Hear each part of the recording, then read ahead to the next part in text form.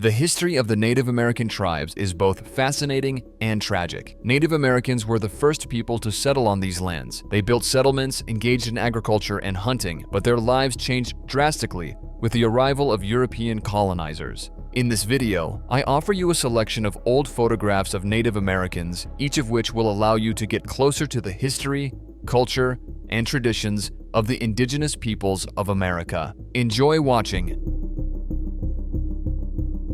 Slings have become a very popular accessory for modern mothers. With their help, women have not only been able to reduce the load on their spines, but have also gained the ability to go about their daily tasks with their child in their arms. This device seems like an indispensable and brilliant invention, but in fact, such carriers were invented long ago. Native Americans also actively used prototypes of modern slings. This is evidenced by numerous old photographs, which you can see now. The main principle of this device was the use of special boards to which infants were tied. At the same time, the design of the carriers varied depending on the region of residence. In North America, boards with additional slats were used, while in South America, longitudinal bands were applied. For Native Americans, this method of carrying was not just a matter of convenience. The fact is that the indigenous peoples of America believed that the constant presence of a child next to the mother was extremely important for their development. This way of closeness between mother and child is based on constant physical contact and emotional connection. These features help the baby feel completely calm and comfortable, which is very important for the psychological health of the event. These devices once again prove that Native Americans always found effective solutions to everyday challenges and were able to successfully combine practicality with cultural traditions and deep beliefs about raising children.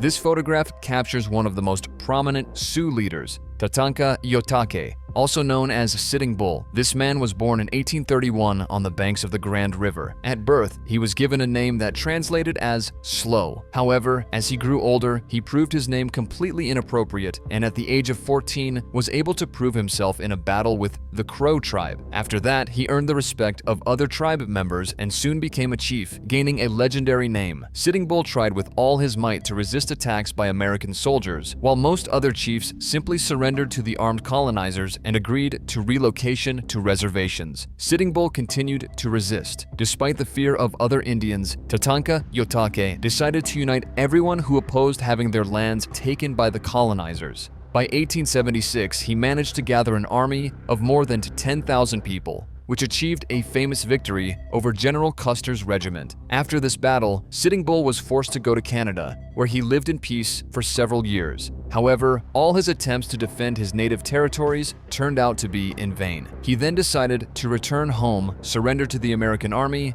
and live the rest of his life in a reservation. This decision was very painful for Sitting Bull, and even after that, he tried to find support from others. He participated in Buffalo Bill's Wild West show, but when he realized that no one would help his people, he refused to take part in the project. Tatanka Yotake occasionally tried to show his discontent, but in 1890, during an attempted arrest, he was killed by police officers. Despite his tragic fate, this man forever remained a symbol of resistance and the struggle for the right to live on his land.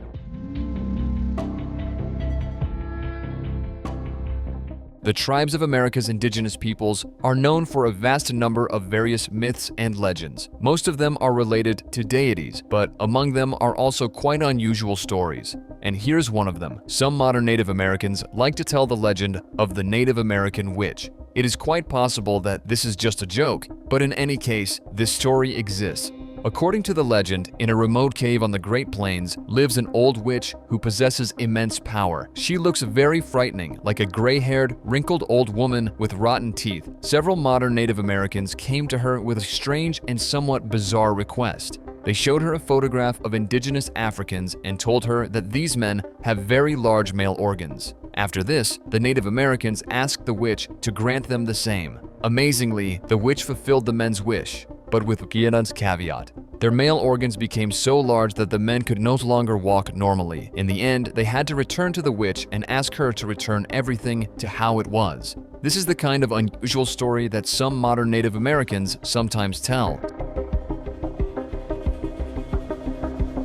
American director Paul Ratner became interested in the life of indigenous Indians while filming the historical movie Moses on the Mesa. He was inspired by the unusual traditions, culture, and appearance of the Indians, and therefore dedicated several years of his life to getting to know the leaders of different tribes. As a result, he collected a huge collection that includes both black and white and color photographs of Indians. Most of the images date from the late 19th to early 20th century. Many of them were hand-colored. One of the photographs captured the chief of the Jikorilla Apache tribe, who received the name James Garfield. Unfortunately, very little information is known about this person. He tried to protect his land and people, but soon had to surrender. This chief acted wisely and avoided bloodshed in the struggle for territory. For this, he received a peace medal from the President of the United States, as well as his new name, James Garfield. But the real name of this man remains unknown.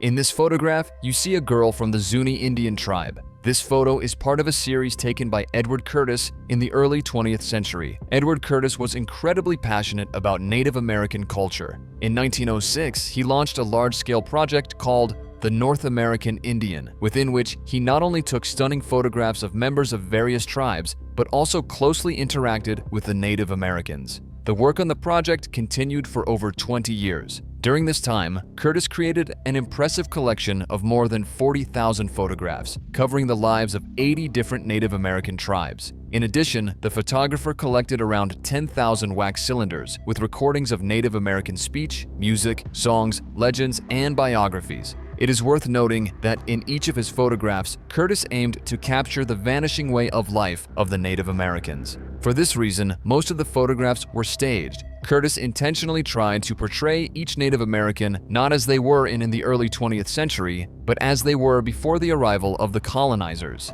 This may seem strange, but in fact, the Native Americans were happy to show the photographer all the features of their ancestors' traditions and culture. All of this was very important since with the arrival of civilization, some tribes began to forget their customs and strive for life in the new modern world. Today, this series of photographs remains an invaluable source of information about the culture and traditions of the indigenous peoples of North America, allowing us to look into the past and better understand the rich heritage of the Native American tribes.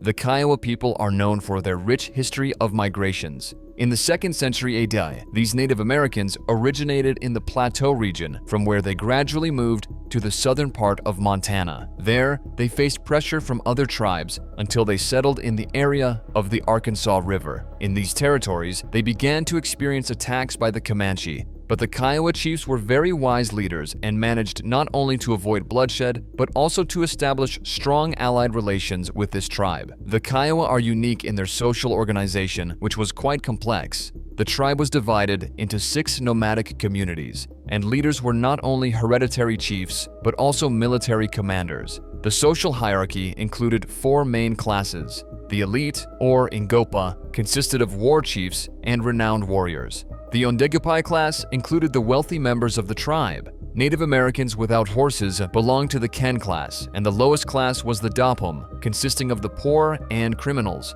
A special place in Kiowa culture was occupied by religious practices. They believed in personal guardian spirits, revered the bear, and practiced shamanism. Rituals included traditional Native American ceremonies such as the sun dance and the pipe smoking ceremony. Thanks to their clear social hierarchy, the Kiowa achieved success in many areas. These Native Americans were known as excellent mounted bison hunters and, in terms of the number of horses, surpassed many other tribes of the Great Plains. Today, the Kiowa population is about 11,000 to 12,000 people. Their main place of residence is the state of Oklahoma. Despite frequent relocations, the Kiowa have managed to preserve their cultural identity and the traditions of their ancestors.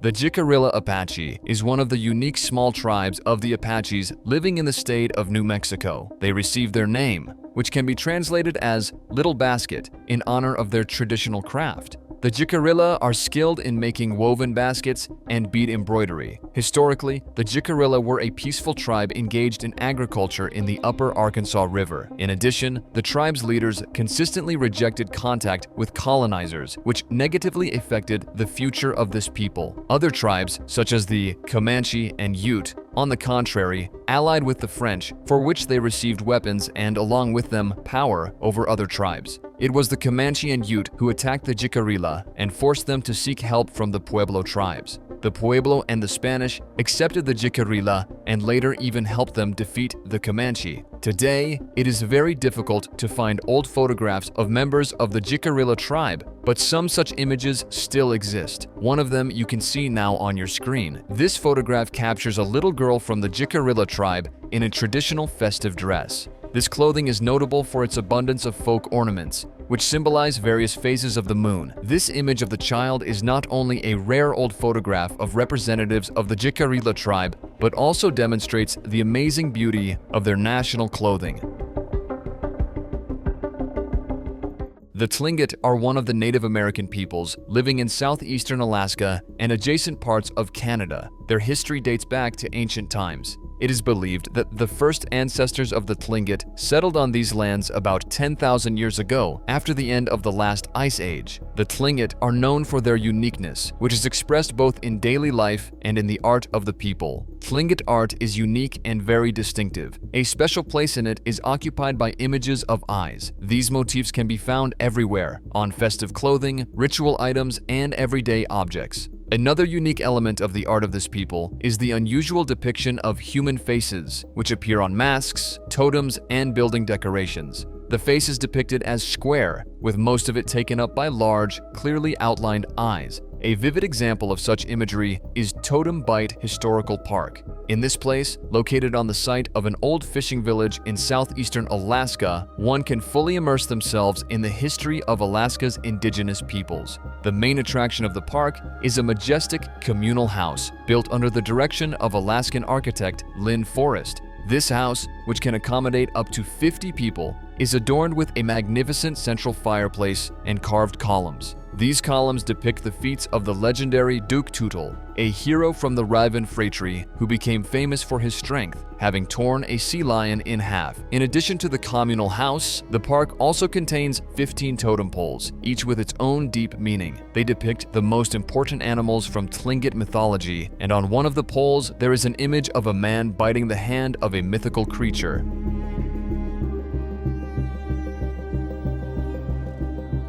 The Pueblo tribe has a very rich history. These Native Americans led a semi-sedentary lifestyle, gradually mastering agriculture. Over time, their lands were seized by the Apache and Navajo tribes. As a result, the Pueblo established a community in the state of New Mexico, where they managed to establish friendly relations with the Spanish. One of the main holidays of the Pueblo tribe is the Fiesta of San Esteban. This unique celebration combines elements of both Native American and Spanish cultures, creating a distinctive atmosphere. The festival takes place in one of the oldest settlements in America, Acoma. Today, it is home to only about 50 people, but during the fiesta, the settlement comes to life and becomes the center of vibrant festivities. The celebration begins with a religious service and a solemn procession. The main event is the carrying out of the statue of Saint Esteban from the church to the main square, where the major celebrations unfold. After this, the dances begin, lasting from 9 a.m. to 5 p.m. Interestingly, each dance has its own deep meaning and history. Among the most impressive are the bear dance, the butterfly dance, and the rainbow dance. An important element of the dances is the music and traditional costumes that reflect the rich culture of the Pueblo people. Celebrating this festival is a folk tradition that is passed down from generation to generation. If you look through old photographs of Native American life, you will notice that in many images, they are captured while fishing. Fishing truly played an important role for most tribes of America's indigenous peoples. For this reason, Native Americans invented many unusual fishing methods using available materials and ingenuity. One of the most amazing fishing inventions belongs to the Tlingit tribe, who lived in the territories of Alaska and Canada. These Native Americans carved Y-shaped hooks out of wood and equipped them with metal or bone tips. Interestingly, each such fishing tool was always decorated with a figurine of some mythical creature. The Indians believed that a curious fish would surely swim up to examine the decoration, after which it would not be able to free itself due to the special design of the hook. Another unusual fishing method was used by the Shoshone Indians. They attached several wooden hooks to a fishing line and tied it to a branch hanging over the water. The branches were chosen to be very strong so that they could bend under the weight of a fish but not break. The Indians living in the upper reaches of the Missouri River used a special tackle called a sarga. It consisted of a long strip of tree bark with a hook on one end and a wooden float on the other. A fish that swallowed the bait would drag the float through the water until it was exhausted. The fishermen only had to pull the strip and take the catch out of the water. Most Native American tribes often used snares to catch fish during spawning, and for fish that lived in shallow waters, they used bows and arrows. All these unusual fishing methods demonstrate the amazing ingenuity Native Americans had in hunting.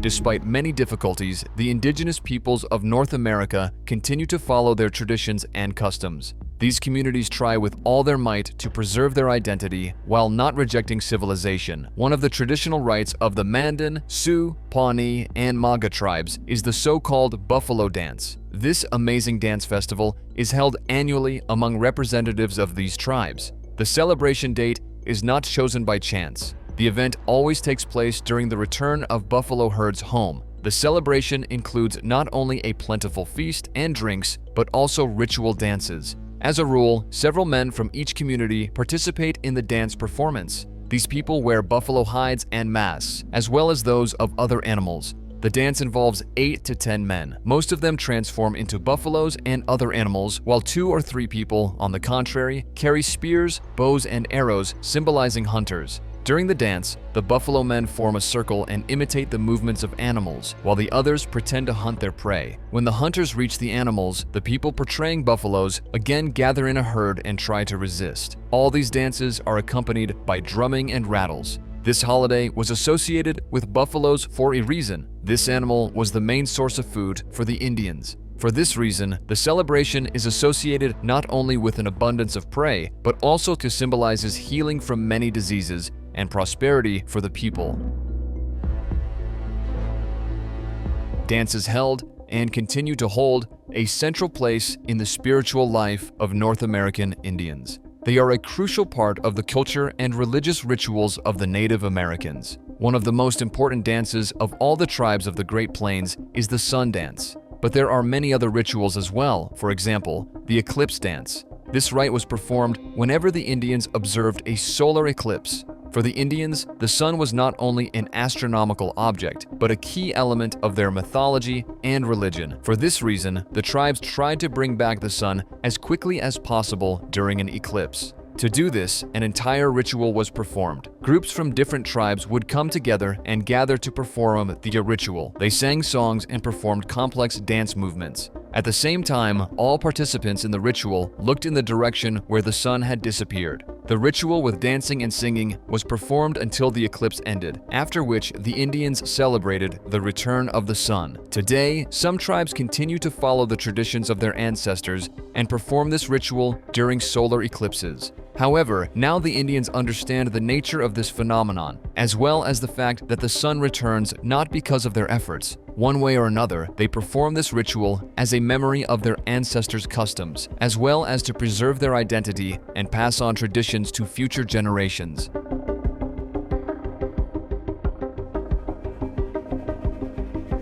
The Cheyenne are an Algonquian-speaking Native American people whose history spans several centuries. Initially, this tribe led a sedentary lifestyle in the area of the modern state of Minnesota. At that time, the Native Americans practiced agriculture and fishing, but when the Cheyenne acquired horses and became familiar with European goods, they began to leave the plains and adopted a nomadic lifestyle. During this period, the tribe split into 2 groups, Northern and Southern Cheyenne. The history of this tribe includes many dramatic events. After the Battle of Wolf Creek, the Cheyenne signed a peace treaty with the Comanche tribe, and it seemed their wars were over. But in 1864, a true tragedy occurred, leaving an indelible mark on the fate of the tribe. That year, soldiers under the command of Colonel Chivington came to Sand Creek. They attacked a peaceful Cheyenne settlement. The Native Americans were unprepared for the invasion, so almost all the people in the settlement were killed. This event became one of the most tragic in the history of relations between Native Americans and Americans.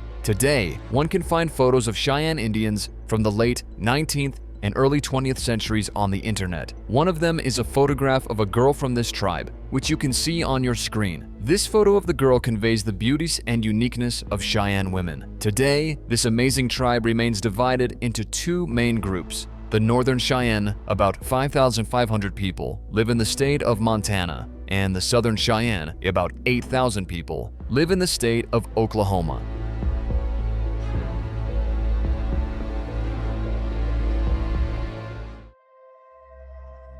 This photograph was taken by photographer Edward Curtis in 1904. It captures one of the residents of the settlement called Acoma Pueblo, located in present-day Valencia County, New Mexico, the Acoma Pueblo community has a very rich history. The settlement was built on top of a 110-meter sandstone cliff as early as the 12th century. For several hundred years, Native Americans lived their daily lives there. The first contact with Europeans occurred in 1540, when Spanish conquistador Francisco Vázquez de Coronado spotted the amazing city on the high rock. Since then, the residents of Acoma Pueblo began to face constant intrusions by outsiders on their lands. In 1599, colonial governor Juan de Oñate organized a second expedition to the Acoma Indians. This time, his goal was the complete conquest of the Native Americans. The residents of the settlement tried to resist, resulting in the death of several Spanish soldiers. Oñate was enraged by this and ordered his soldiers to take revenge.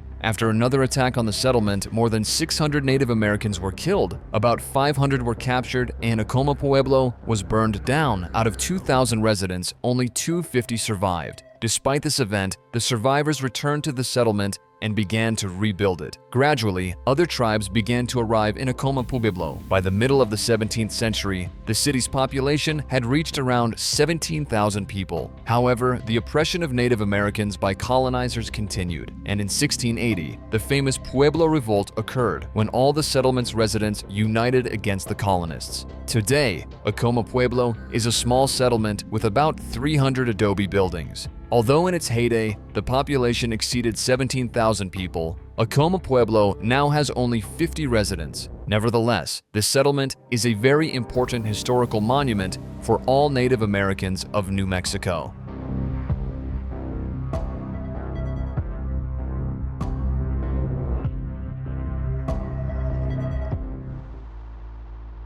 The Navajo are one of the most numerous Native American peoples in North America. The Navajo have a very rich history that began in the 12th century when their nomadic ancestors migrated from Canada to the southwestern United States. There, they followed the example of other tribes and began to lead a sedentary lifestyle, engaging in agriculture and livestock breeding. The Navajo live in communities in traditional dwellings called hogans. These houses are built from clay and logs without a single nail. The Navajo are known as skilled craftsmen. They create stunning silver jewelry and weave rugs. But the most important role in the life of this people is played by traditions and rituals. In these frames, you can see one of the healers' rituals. Navajo healing rituals represent a complex system of traditional practices deeply connected to the spiritual beliefs of this people. The main healers of the Navajo are called Hata'ali, who undergo long training from senior colleagues. They conduct their ceremonies in hogans and wear masks on their faces.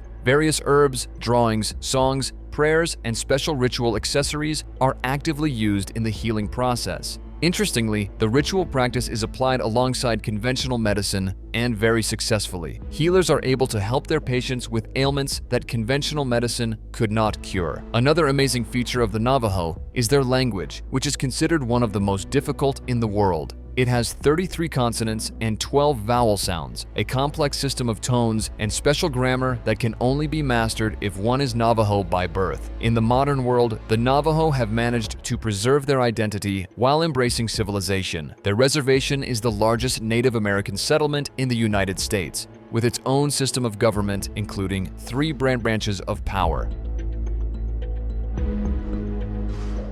In these photographs, you can see one of the most famous women among Native Americans, Princess Angeline. In 1895, the well-known American photographer Edward Curtis was periodically photographing the indigenous peoples of America. During one of these sessions, he captured an elderly woman in a red scarf. At the time, he had no idea that the woman in his frame was no ordinary woman, but Princess Angeline, the eldest daughter of the leader of the Suquamish tribe, Seattle. Angeline was born in 1920 in the family of Chief Seattle, after whom the American city was later named. At birth, she was given the name Kikisoblu. She received her second name after being seen by her father's friend, David Swinson Maynard. When the man saw the young beauty, he said that her native name did not reflect her beauty and called the girl Angeline. In 1855, Angeline was 35 years old and was supposed to leave her home with other Native Americans and move to a reservation. However, the woman flatly refused to comply with the Point Elliott Treaty and continued to live in her small house overlooking the sea. The princess remained loyal to her homeland and traditions, but at the same time had to face many difficulties, particularly with earning money. Angeline, despite being a princess and the daughter of a famous chief, put aside her pride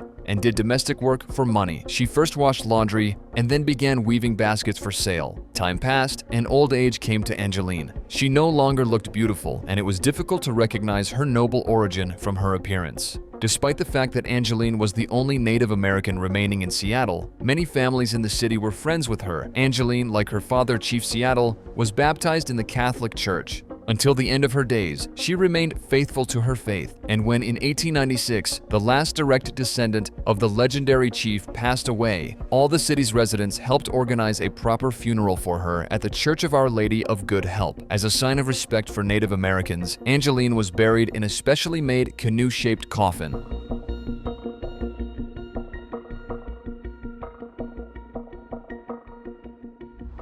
The Zuni are a Native American people from the Pueblo group, living in the southwestern United States in a reservation located on the border of New Mexico and Arizona. Since ancient times, the main occupation of these Native Americans has been agriculture. The Zuni were able to develop their own unique farming system, which became known as waffle gardens. Thanks to this technology, they were able to achieve impressive harvests in the extremely harsh conditions of the desert. The Zuni cultivated many different crops, including corn, beans, squash, cotton, and tobacco. The essence of their unique agricultural technology was the creation of a special soil structure. Each plant was surrounded by a square of raised earth, thus creating individual cells between the plants resembling waffles. In addition, when planting, the Zuni ensured that the soil had a high clay content and that the surface of the land was perfectly flat. Another essential condition was covering the surface with gravel. All these features allowed for the most efficient use of the limited water supply. The Zuni used their amazing agricultural technology for more than 1,000 years. However, after the construction of a dam on the Zuni River in 1904, the benefits of civilization began to appear on these lands, including grocery stores and traditional waffle gardens began to decline. Today, the Native Americans are trying to revive the technology of their ancestors. Moreover, scientists in many hot countries have taken an interest in this method, as waffle gardening may become a promising solution for growing plants in conditions of extreme drought with minimal water consumption. Thus, this ancient agricultural system represents not only historical interest, but is also a valuable experience for modern organic gardening.